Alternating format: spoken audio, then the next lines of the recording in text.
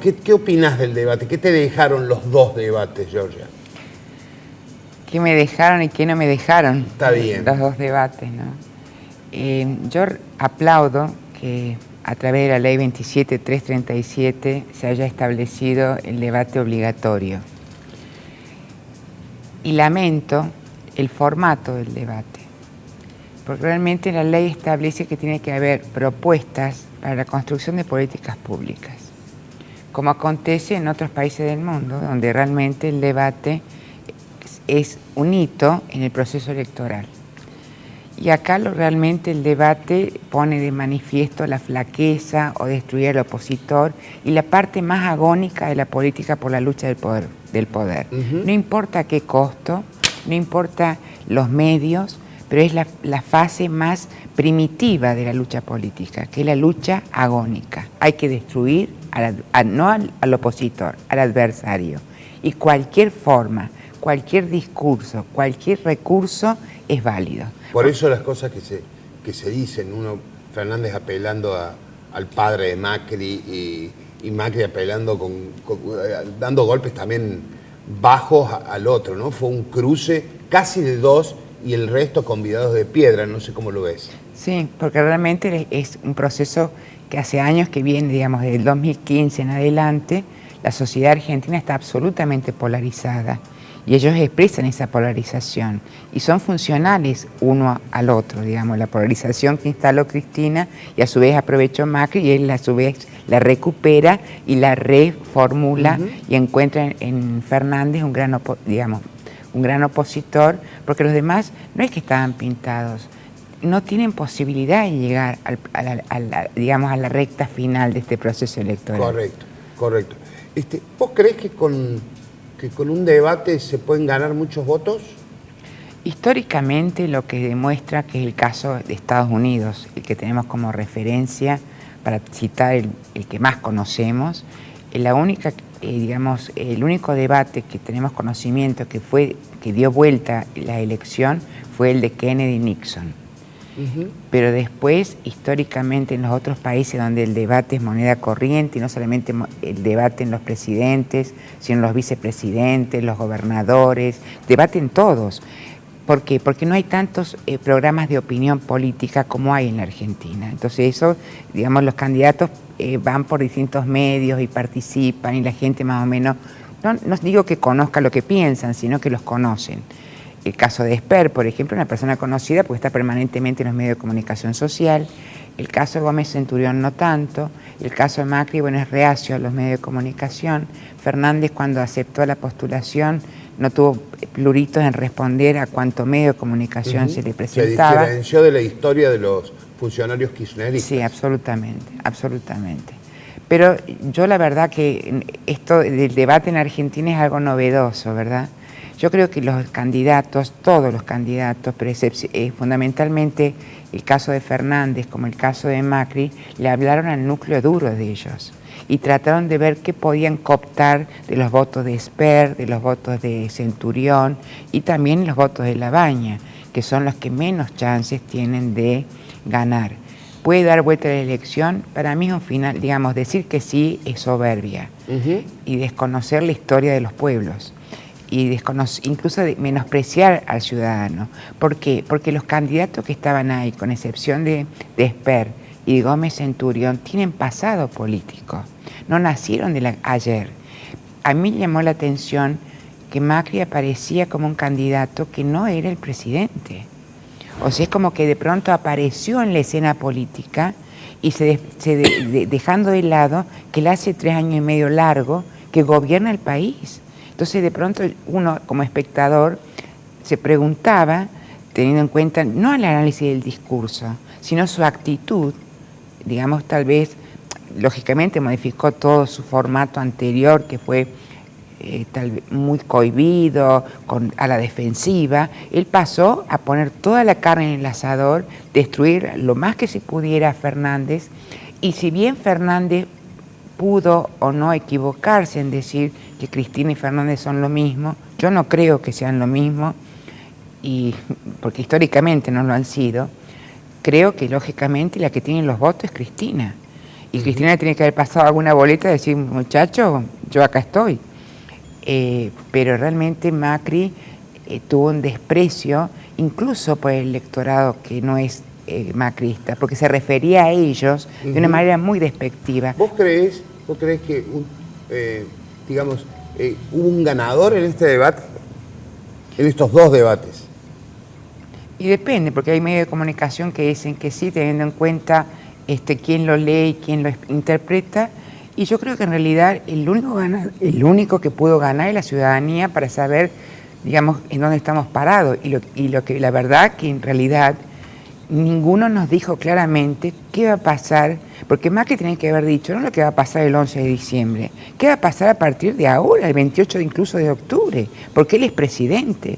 Y ahí me preocupa particularmente el desaire que tuvieron los dos, porque no quiero como Argentina repetir la imagen del traspaso de la presidencia, y me preocupa la transición, supongamos que gane Fernández la segunda vuelta. Entonces me parece que la actitud de prepotencia que tuvo Macri y de ofensiva y tocó temas muy sensibles para Fernández, muchos de los cuales pudo responder con holgura y muchos de los cuales lo vinculan no a él, sino a la estructura que representa, a cuestiones que no han sido dilucidadas, porque él dice, Macri, y creo que aquí se equivoca, no son condenados todavía, no hay condenados por corrupción, están todos procesados. Jaime, claro, pero son pocos, sí, pero digamos, son pocos. Son hechos de muchos, pero digamos, los que están muchos procesados, sí. Pero condenados todos no. Como también me parece un absurdo jurídico que digan que son presos políticos. No son presos políticos. Si están eso es lo que dice el kirchnerismo. Claro, si son presos porque incurrieron en cuestiones vinculadas a la corrupción y a la malversación de fondos públicos. Cuestión que no es, digamos, de la época del kirchnerismo. La patria contratista es histórica en Argentina. Parece que descubrimos los argentinos el negocio o el acuerdo que había entre el Estado y la patria contratista ahora. Pero cuando Luis Majul escribió Los dueños de la Argentina en la década del 80 y escribió el segundo libro, lo mencionó a Macri y fue el propio Macri el que dijo que si su padre viviera, hoy estaría preso. Entonces, de pronto es cierto que no corresponde que Fernández se ponga a ese nivel de debate, pero también es cierto que Macri dijo que si su padre estuviera vivo, estaría preso. Sí, nunca tuvo una gran relación. Preguntan los chicos. ¿Qué tal, doctora? ¿Cómo le va? Algo que uno normalmente escucha en la ciudadanía es que en campaña los políticos prometen, pero después poco cumplen. O sea, una parte es esta fase agonal que mencionaba, pero después a la hora de la fase arquitectónica nadie respeta lo que había prometido para obtener el poder. ¿Esto normalmente pasa en otros países o es un fenómeno exclusivo de Argentina o de Latinoamérica, si abrimos un poquito más el juego? Es muy particular de los países subdesarrollados. No hay castigo al que miente. Entonces los que detentan o buscan el poder en esa fase agonal, de pronto cuando llegan y crean ese microclima y tienen los cortesanos que le pasan la franela de Lustramuebles y el diario de Irigoyen, van perdiendo o dejando de lado la promesa electoral, que es únicamente una promesa de campaña. Yo creo que acá el marketing político ha vaciado de ideas a la política, cosa que en otros países del mundo es severamente censurado. Caso Trump. Trump está frente a un juicio en el cual no se sabe si va a continuar o no. Bien. Doctora, ¿qué tal? Buenos días. Buenos días. En la televisión, en la radio, lo que se dice pasa, no queda escrito como para volver a analizarlo, excepto que ahora, bueno, podemos volver a verlo con las nuevas tecnologías, ¿no? Pero, ¿cuánto de mentira hubo en el discurso de los candidatos a presidente? ¿Cuántas, digamos, formas de decir las cosas que por ahí en el público se interpretan de otro modo, se han utilizado como recurso en el discurso de estos candidatos? Por ejemplo, en el caso de Esper, mintió cuando él dice que tiene que desaparecer la ley de coparticipación, con lo cual implica o estamos frente a un proceso de reforma constitucional, o estamos frente a un proceso de disgregación del país. ningún candidato dijo nada al respecto y a mí me preocupa, por ejemplo. O sea, el que mintió, como los que callaron, Claro. por un lado. Por otro lado, la libertad de la justicia, la verdad que sabemos que la justicia en Argentina, lejos de estar de ser ciega, sorda y muda. Cuando asumió Macri, estaba procesado. Y lo primero que pidió a la justicia es que le sacaran el proceso. Entonces no le puede pedir al otro candidato, que en este caso Fernández no tiene ningún proceso judicial, que se conozca por lo menos hasta ahora, pero él pidió eso y lo logró. Incluso por decreto de necesidad y urgencia, cosa que es anticonstitucional, nombró 2 miembros de la Corte Suprema de Justicia. Macri desconoce la Constitución, porque incluso cuando plantea el tema de que las provincias adhieran a los códigos de procedimiento penal, como el caso Jujuy y Salta, desconoce que hay una atribución de las provincias dictar los códigos de procedimiento. Entonces, lógicamente, o no conoce o miente. Cuando prometió pobreza cero, ¿sí? Después dijo que, bueno, a largo plazo, etcétera, que lógicamente es un absurdo pensar en pobreza cero, porque no hay país que tenga pobreza cero.